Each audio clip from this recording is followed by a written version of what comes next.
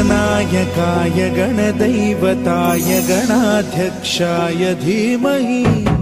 गुणशरीराय गुणमण्डिताय गुणेशानाय धीमहि गुणातीताय गुणाधीशाय गुणप्रविष्टाय धीमहि एकदन्ताय वक्रतुण्डाय गौरीतनयाय धीमहि गजेशानाय भालचन्द्राय श्रीगणेशाय धीमहि एकदन्ताय